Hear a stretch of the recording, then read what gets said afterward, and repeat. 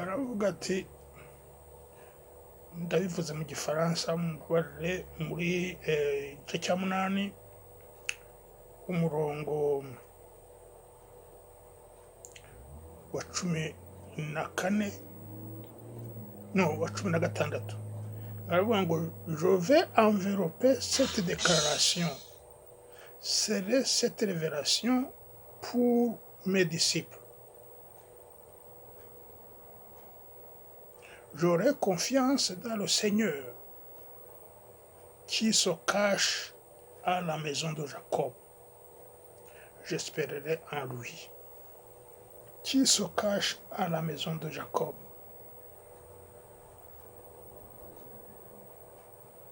Bikira Mariya aturuka mu muryango kwa Yakobo. Bikira Mariya niwe Nyirarumaga wahishe Ndoli agakurikiranwa na banyabyinshi bakamubura, undi ari mu nzu y'imbohe, ari mu mwobo w'inyaga yagiye. Mwibuke ko Herode yashatse gukurikirana Yezu ngo amwice, ahubwo akarimbura n'abana bose bavutse muri iyo myaka 2 ya mbere, kugira ngo uwo nawe azagendere n'abanyabyinshi baramubuza, na n'ubu baramubuza kandi arahari.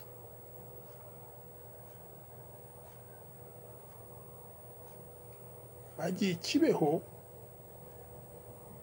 bazi ko bahamusanga, bicira abantu mu kiliziya, ariko bwakeye ikiliziya yindi yavutse yubatswe.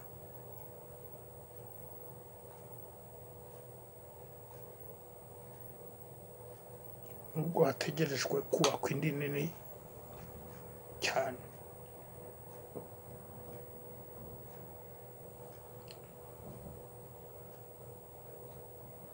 Iyi ntambara yabaye muri 1994 isobanura ibyo Nyirarumaga yavuze yuko bizaba ngombwa ko aba protege zaba ingabo zimurinda kubera umutekano. Hahandi ushobora gusanga kubona umwamikazi, abora u Rwanda ntirwaterwaga, umwamikazi umugabekazi atabarwa keretse nyina wa Jambo. Ingabo za Nations Unies zaraje zije gutabara u Rwanda, zihagararira muri zone irimo Kibeho.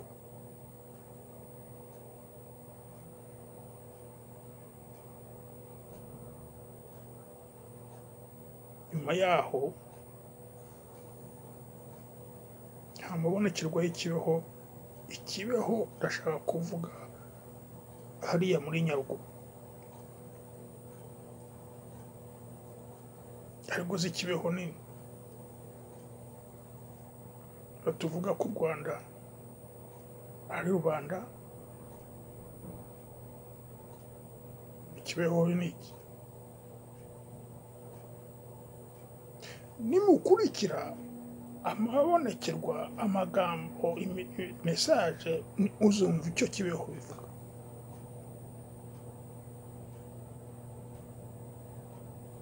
Rabyenerezo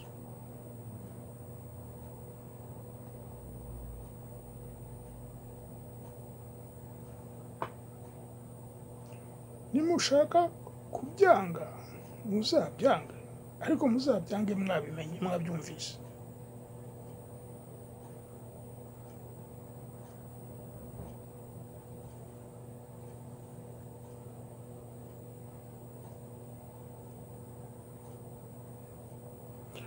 byanditswe n'umuhanuzi, papa w'umuhanuzi, ariko ushatse wabyandika nk'umuhanuzi kuko ibyo yanditse vasina byanyeretse ibyahishwe cyangwa se ibitasobanutse mu byanditswe byera, mu byanditswe muri Bibiliya ntagatifu.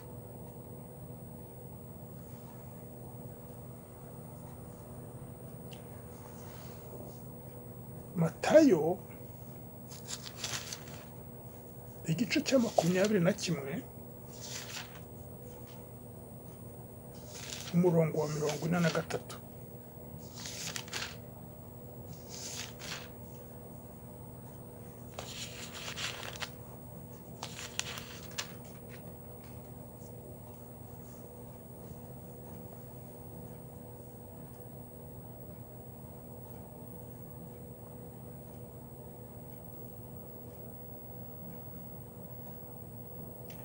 C'est pourquoi vous disais-je, le royaume de Dieu vous sera ôté.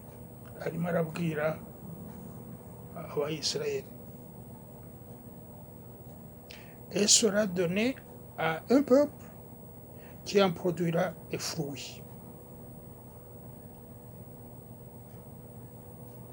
Celui qui trébuchera sur cette pierre s'y brisera. Et celui sur laquelle, non, celui sur qui elle tombera en sera écrasé. Mwitondere ibibera ikibe.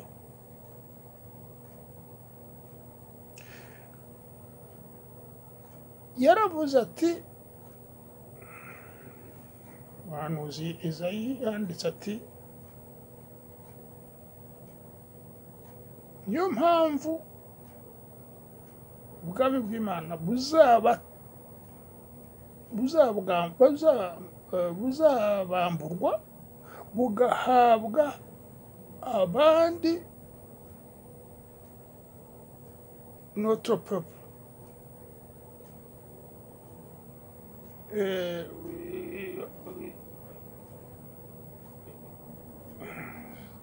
Notre peuple.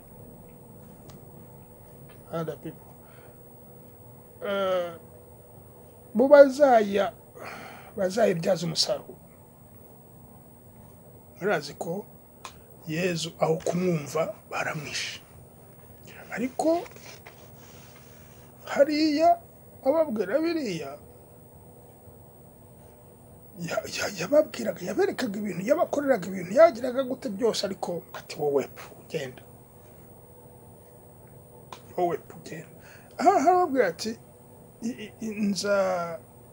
royaume de Dieu izabamburwa noneho ihabwa abandi.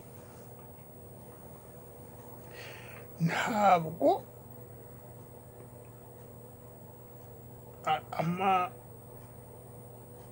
inyigisho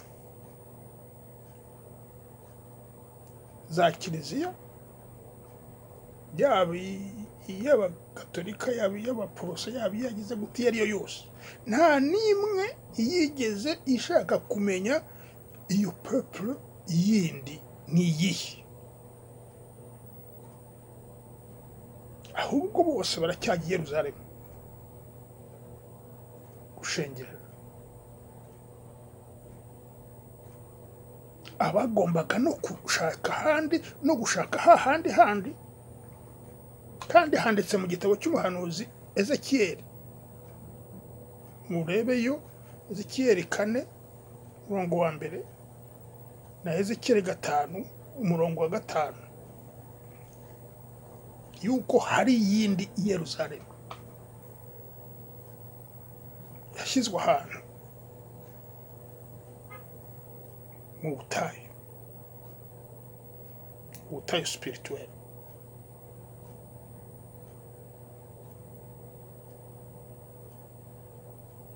Ntabwo aho hantu higeze hashakishwa. ugatekereza ariko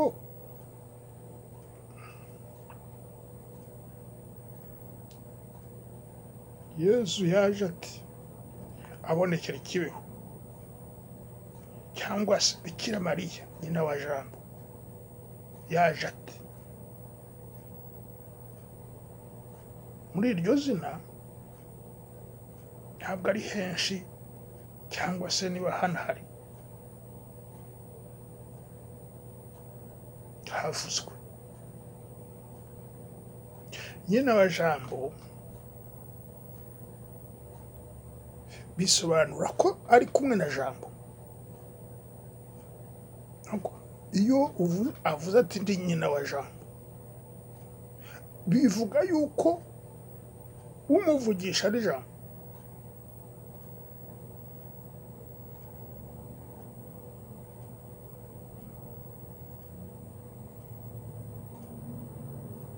None se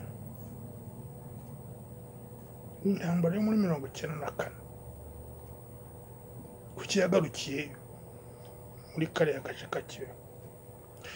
Nibyo Nyirarumaga yavuze, biranditse mu mateka yacu mu 1500 hagati ya 10 na 43 turabifite. Ni nyina peuple Rwanda.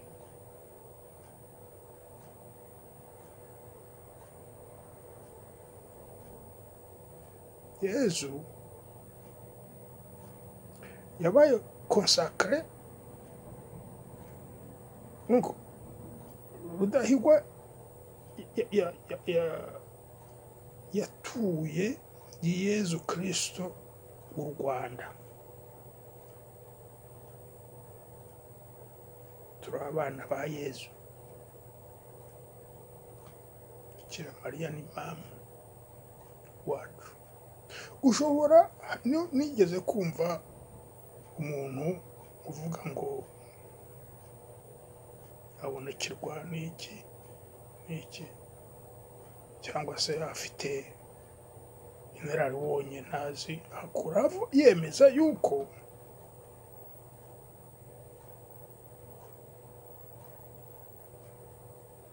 uriya Bikira Mariya ntabwo ari wo kwizerwa. Yatangiye kubonekera muri siyekare ya kangahe, ya 10 na kangahe. Ariko mubona umwana w'Imana ashobora kuva mu ijuru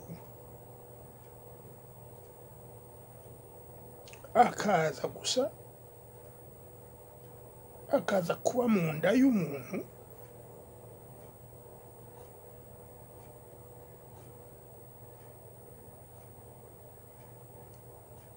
usanzwe.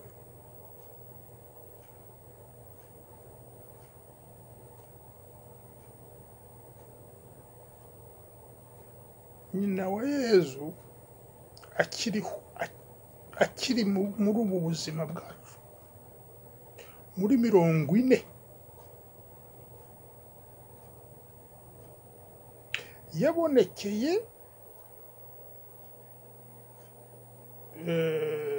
Jacques, sinzi uko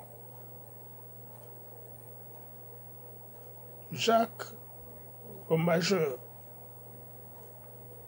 yaramubonekeye, kandi Jacques le Majeur yari muri Espagne icyo gihe, yari yagiye kwigisha muri Espagne, ariko ahura n'ibi bibazo n'iki adashobora no kwikuramo. Muzashakishe kuri Google, muzashakisha bajya muri Espagne, abari muri Espagne bazababwire amateka ya Basilique du Pilier iba muri Espagne. Iyo Pilier ni iki? Iyo Pilier igenda ite? Iyo nkingi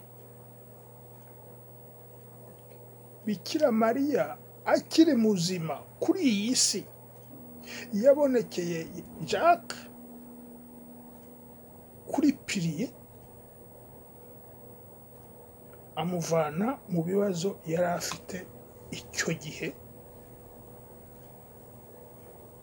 ategeka ko aho hantu bazahubaka kiliziya, chapelle. Iyo bazilika irahari uyu munsi yitwa dipiliye.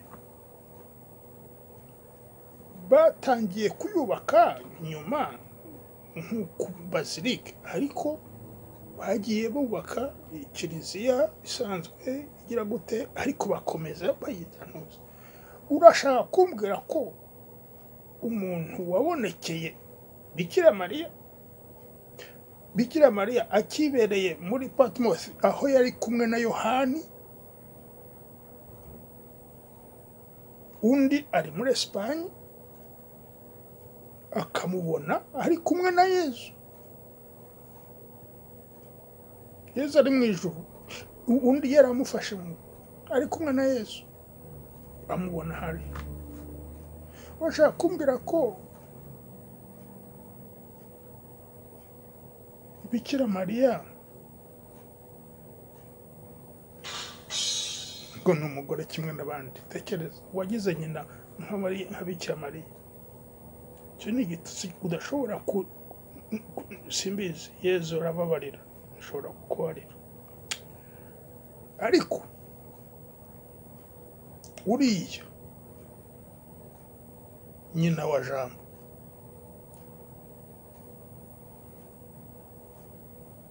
wabonekeye Yakobo ari kuri piliye. Yakobo yaramubonye.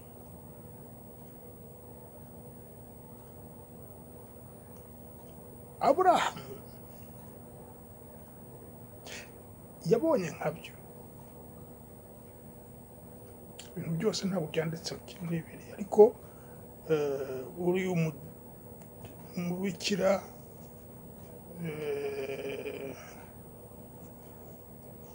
Emeritse wo mu Budage weretswe isi kuva isi yaremwa kugeza irangira. Yeretswe Aburahamu agiye kujyana Isaka kumushyira kumutura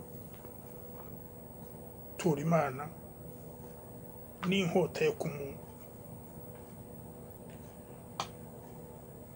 baragenda. Agomba kuba yarabanje gusenga cyangwa yagize gute, noneho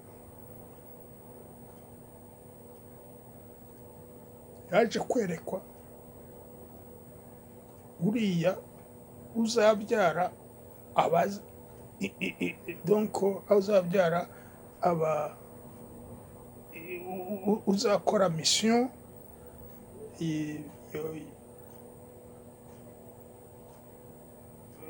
Aburahamu yari yareretswe, uzakiza isi. Aramwerekwa. Amaze kumwerekwa, yabonye imbaraga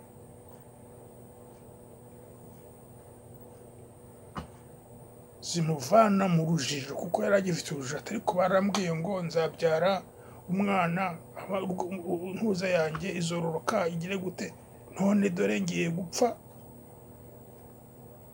ngiye no kwica umwana wanjye. Ibyo urwo rujijo yari arimo rwahise rurangira. Yiyemeza birantuza. Igihe agitangira gufata inkota ye, abona intama bariyutwaga, umwana mureke. Aburahamu yari yabonye nyina wa Jambo. Mwiyumve Aburahamu n'igihe cyahise kugira ngo Jambo avuke.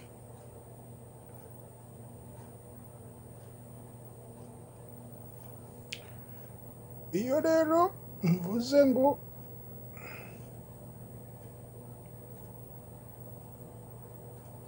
turi bene rubanda niwe minyaruko yahaye Karinga ingoma y'ubwami.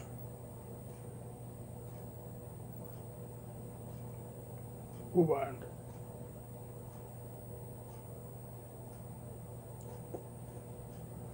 hariya nasomye havuga ngo umunsi ameze imiryango yose avansirire,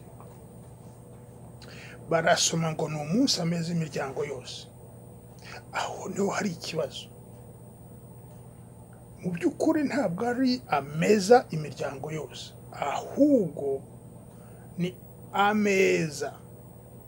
Umunsi amaraso meza amenekera rubanda, amenekera abantu bo imiryango yose.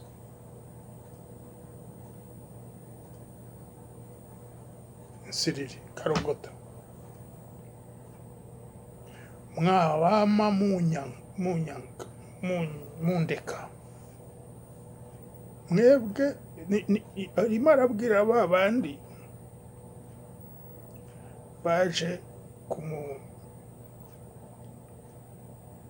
kwica Ndoli, mwabama mundeka, bakibyara buhatsi. Kibyara buhatsi niwe Kagame yanditse ahandi avuga ati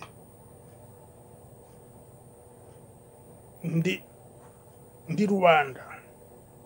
Ntabwo ari Kagame wavuze ngo rubanda, ahubwo nuwo ngo umwami w'Ubugesera yoherereje gusaba oracle umwami w'u Rwanda. Arambwira ati ndi rubanda, ariko nyuma yanjye zaza uri kibanda. Kibanda nicyo kibyara ubuhatsi. Icyo kibanda kibyara ubuhatsi cyanya byinshi, gikusanya iby'abandi n'iby'iki byose kikajyana. Niyo kibuza amahoro Benerubanda. Nibyo navuze muri make, nashakaga ko tubyumvikanaho, ariko ndashaka kubabwira ngo kugira ngo uzabone amahoro nuko ubanza ukamenya.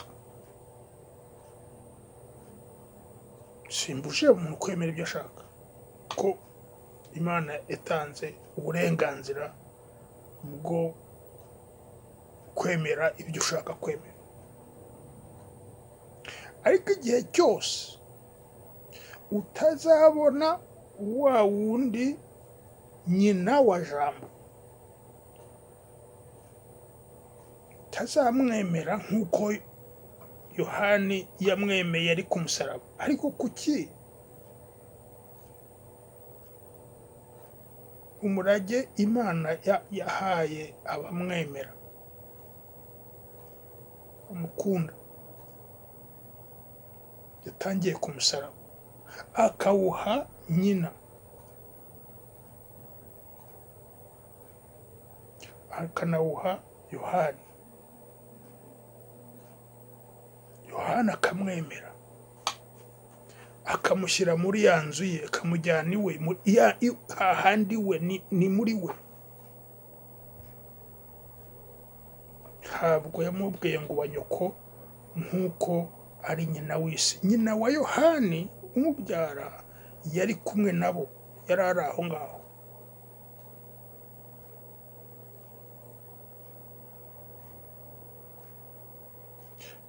Ntabwo Yesu yabwiye Bikira Mariya ngo abe nyina umubyara mu ntuza. Nyina wa Yohani yari aho, Madamu Zebede yari aho. ariko nta wundi mu ntumwa wari uri aho ngaho uretse Yohana. Aravuga ati ndibaza nti umuntu uvuga ngo nemera Yesu ariko sinemera Bikira Mariya, kandi Yesu ku musaraba umurage yabaduhaye yaduhaye nyina, kandi aratubwira ati hari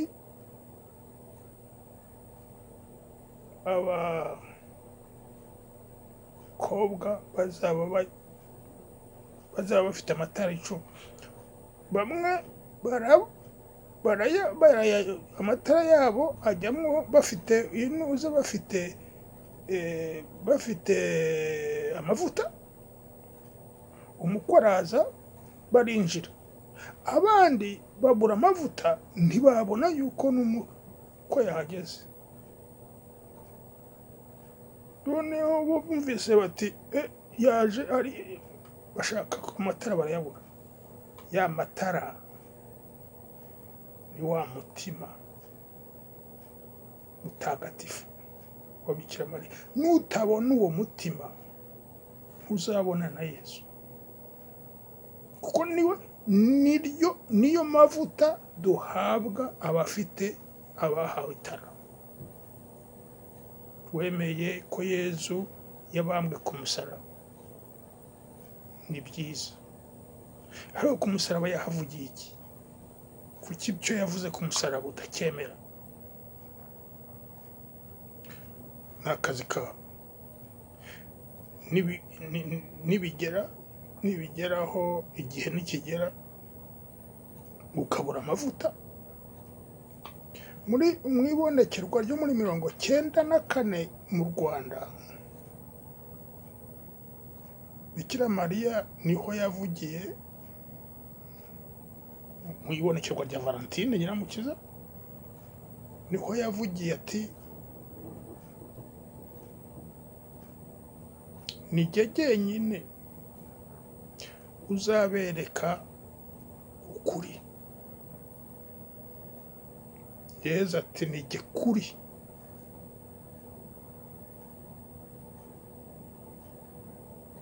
Ati kandi ukukuri Bikira Mariya, ati kandi ukukuri mwarakubonye.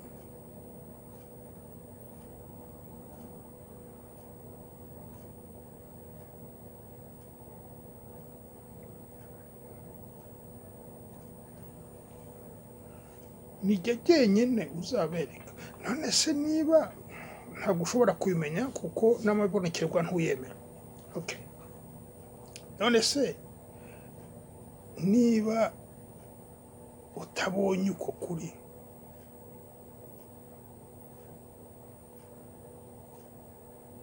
akaza uzabibwirwa nande? Yesu ati utazarya umubiri wanjye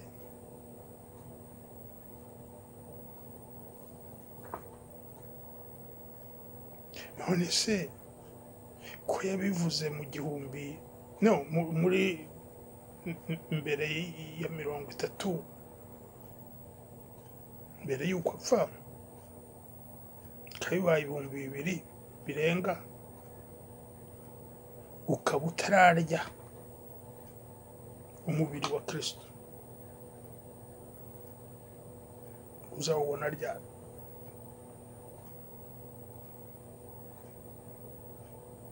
Kuko amadini yose navuga ko agiye bavuga ngo bagiye kwigaburo ryera, ntabwo bavuga ko bagiye guhabwa Yesu, ngo kwibuka ibyo Yesu yavuze. Ariko aravuga tutazarya umubiri wanjye uzawuhabwa nande?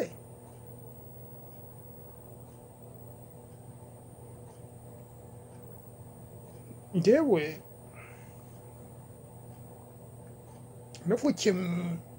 navutse mu babyeyi b'abaporoso,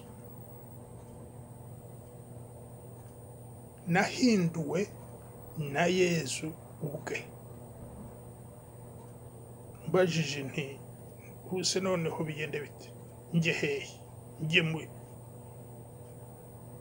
njye muri ati no, ndavuga nti no, ntabwo najya mu ibintu ndimo mbona birimo biba mu kiliziya gatolika, ntabwo bimpesha inuza yo kuvuga ngo ngiyemo. Ati niwo nkohereje, none se ubwo harimo contradiction, kuko icyo gihe hari ibice bibiri, sinzi n'ubundi byararangiye cyangwa byarahize, ahubwo bishobora kuba biriho ubu ngubu kurusha n'icyo gihe.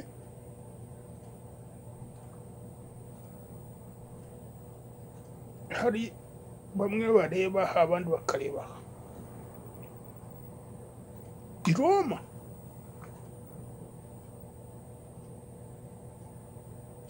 ntibigutangaze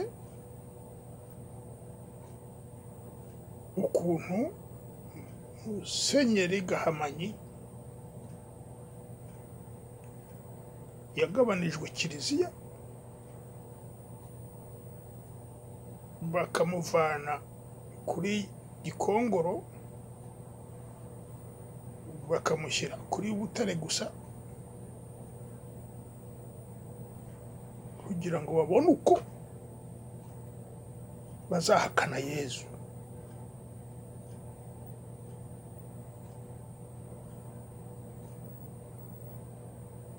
Ibyo kandi Abanyarwanda n'abandi baravuga bati ubwo Kiliziya yabyemeje nuko. Ababyemeje bari ku ruhande rumwe, kandi hari abandi bari hejuru yo ngiyo. Uwabyemeje mu Rwanda yabyemeje avuye i Roma, kandi wa mupadiri Musenyeri wa mbere yari yaramaze kwandika akora testament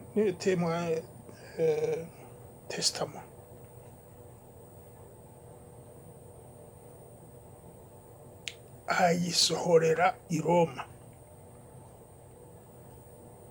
ivuga ko Yezu na Bikira Mariya babonekeye i Kibeho.